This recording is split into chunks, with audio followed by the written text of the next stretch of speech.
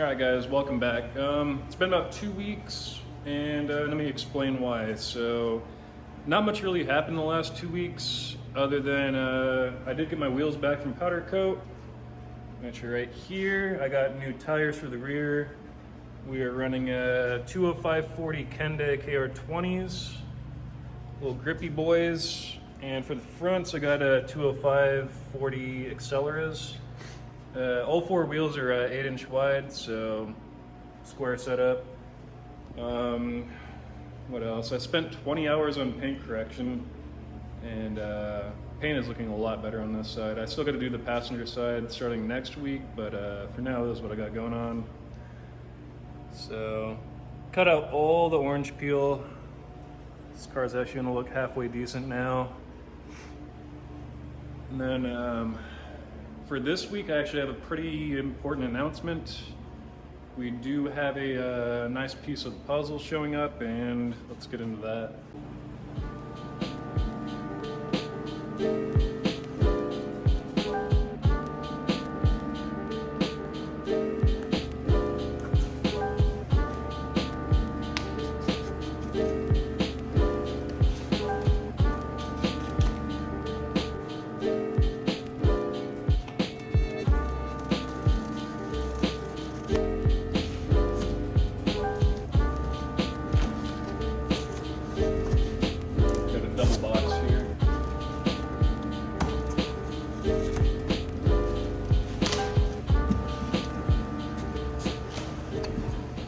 At first impression, they did an amazing job at packaging. Everything was separated and not like clinking together. We have all this foam to keep things away from like getting banged up. Good job, Broadway. So for their 10th anniversary, they actually offered that M-splitter as an option for free. So I couldn't pass it up. That is a badass option on it, in my opinion. Check that out.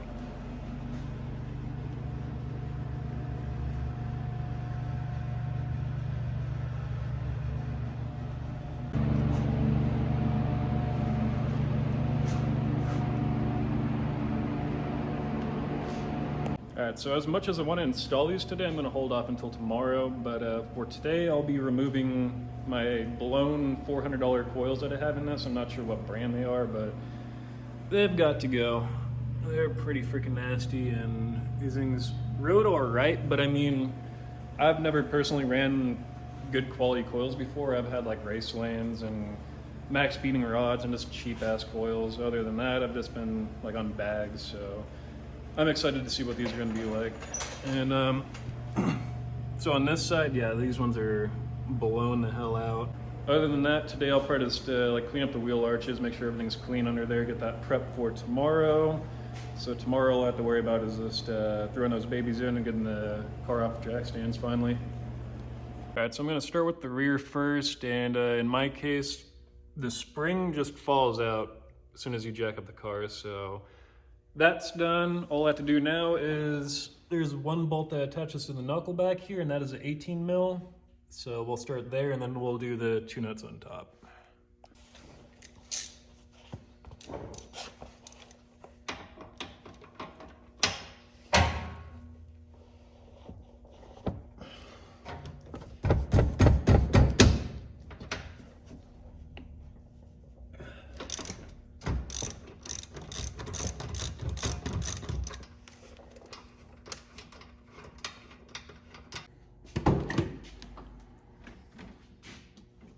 Then next we got two nuts on this side, two nuts on that side, so.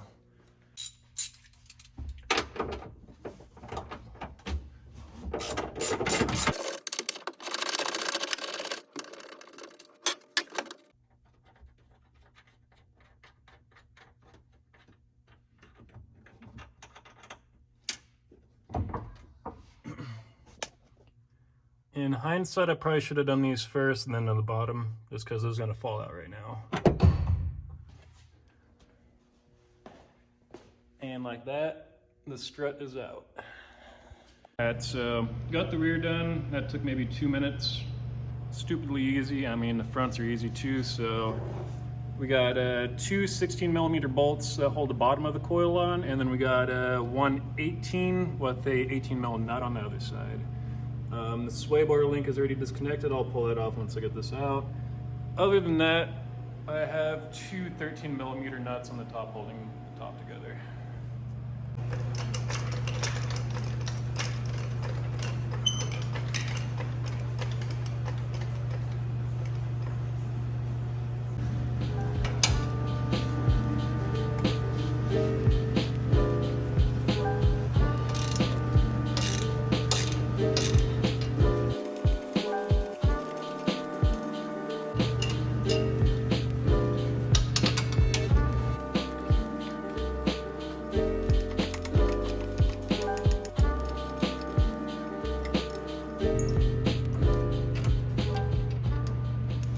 Let me add that before I did run, well, we got 4 washers and extended bolts to have probably about 4 degrees of camber, and with the new ones I probably will still run the camber more on the bottom with a little bit on the top, because I don't want to have all the camber pulled towards the top of the wheel and basically have the wheel closer to touching when I'm at like full lock. So that's my logic on that.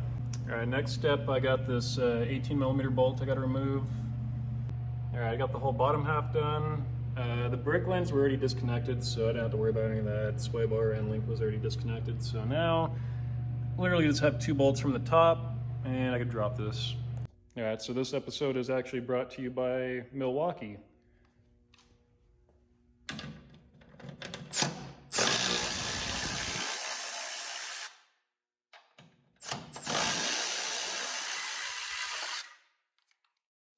Also, let me mention, about a year ago, I did go through all the maintenance on this. So this thing does have fairly new tie rods, inner, outer. I did brand new wheel bearings, all new ball joints for the control arms.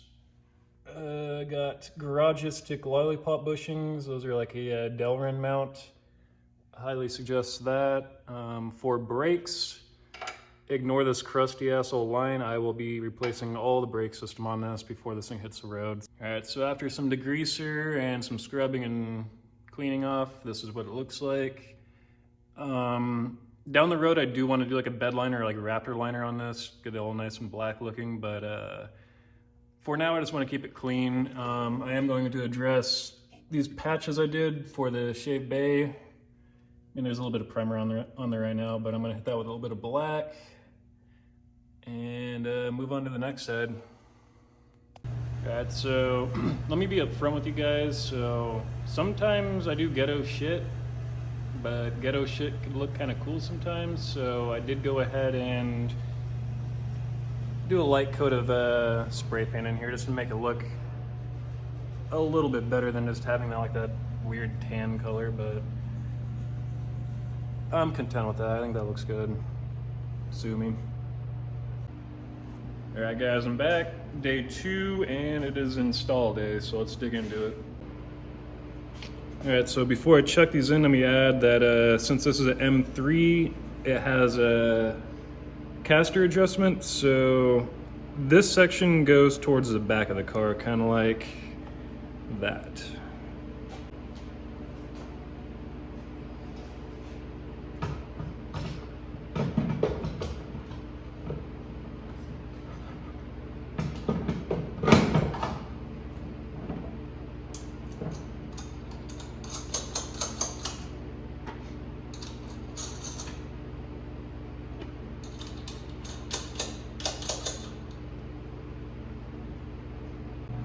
Alright, so I got the top 3 nuts threaded on my hand, and that's the orientation you want those to go. So if I have to do like any camber adjustment, I will have to put like a jack underneath and then unscrew these and then access the 4 little Allen head bolts right there. Alright, so I got it mounted from the top, and before I attach to the bottom, I actually add a little bit of anti-seize to the threads in here, and also pull off this collar, throw a little bit of anti-seize inside that. Alright, so I'm going to start with like the control arms being pretty level and flat, and I have the bottom part of the coilover adjusted down to attach to everything right there. So we'll start there and see where the ride height's gonna sit with that. All right, so after some finesse, I was able to get these washers in, and it was kind of a pain to get the bolt to line up with the threads on the knuckle, but got the first one in. Second one should go in a little bit easier since this is already lined up. So get into that next. All right, so all the washers are in. Both the bolts are pretty tight. Also got the top one snugged up. Once I get the ride height set up, I will do like the torque specs on that and finish it off. But also have to still do the like sway bar attachment and connect the brake line and all that shit.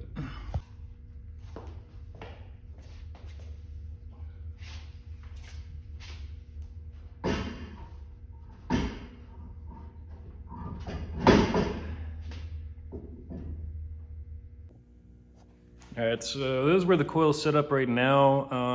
Obviously there's no weight on the suspension yet, so I'm not sure how much lower that would go, but this is kind of around where I want it to be once the weight of the car is on it. All right, so I got the driver's side down. I'm gonna knock out the passenger right now off camera, and then I'll catch back up with you on the rear.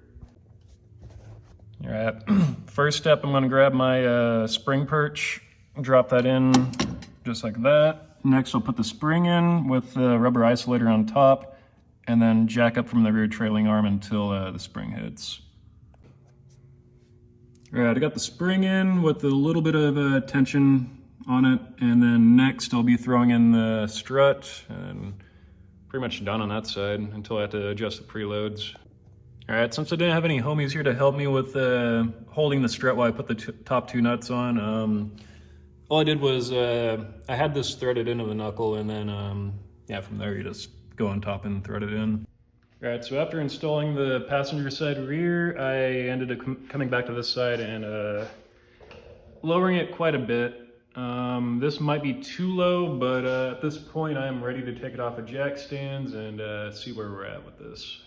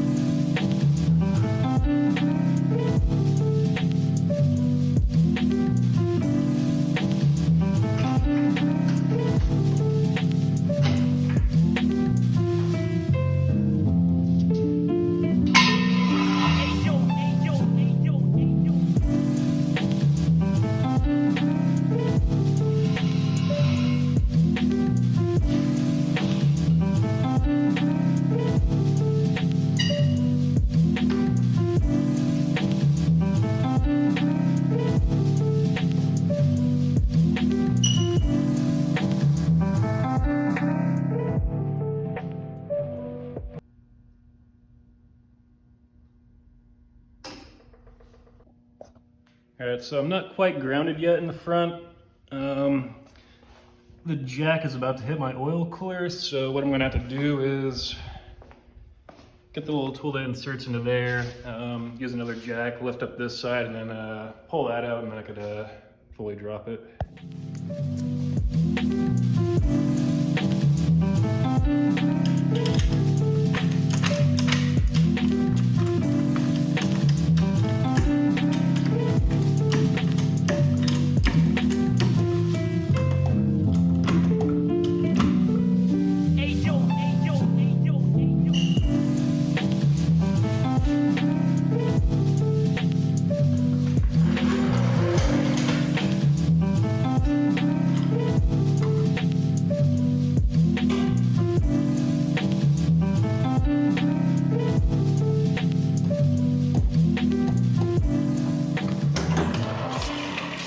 All right, guys, so for the first time since I started this S54 swap, the car is finally back on the ground.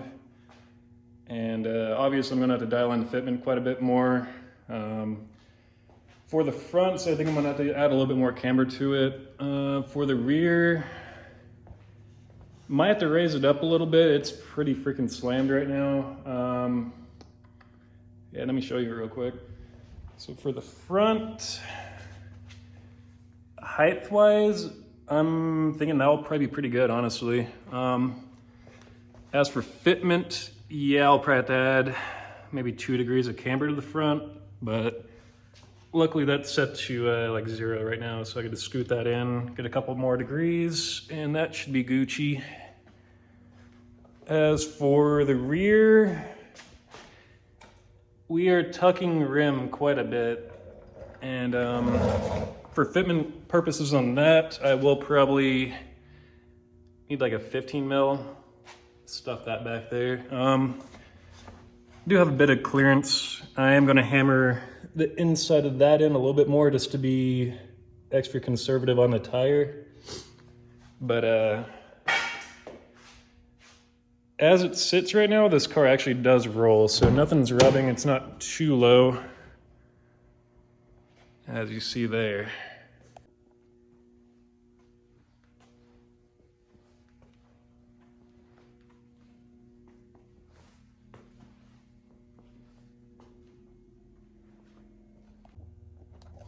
All right, so closing statements. I might actually raise up the front a little bit more just because E36s have like a natural front end rake.